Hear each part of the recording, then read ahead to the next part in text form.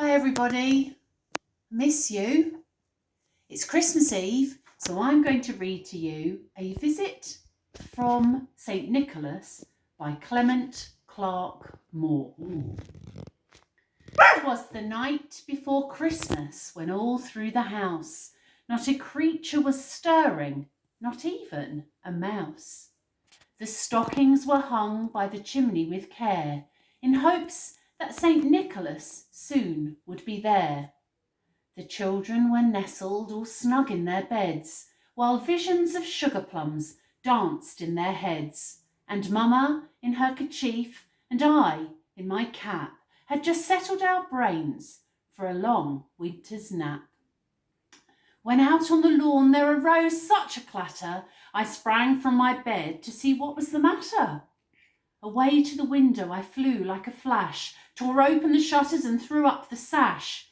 The moon on the breast of the new-fallen snow gave a lustre of midday to objects below, when what to my wondering eyes did appear but a miniature sleigh and 8 tiny reindeer, with a little old driver so lively and quick. I knew in a moment he must be St. Nick. More rapid than eagles, his coursers they came, and he whistled and shouted and called them by name. Now Dasher, now Dancer, now Prancer and Vixen, on Comet, on Cupid, on Donner and Blitzen.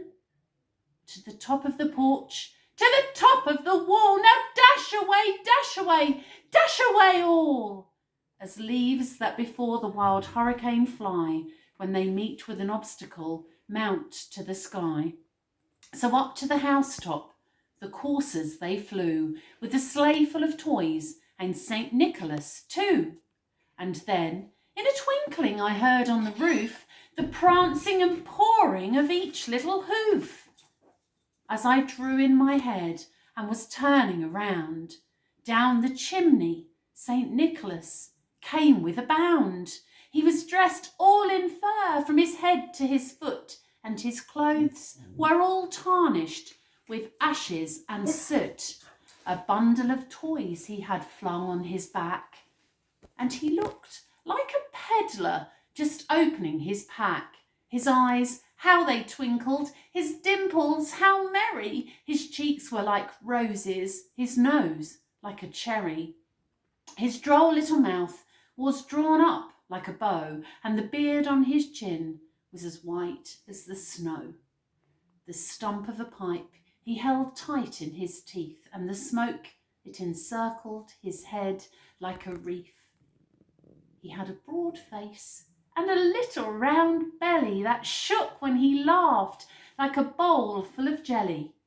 He was chubby and plump, a right jolly old elf, and I laughed when I saw him in spite of myself. A wink of his eye and a twist of his head soon gave me to know I had nothing to dread.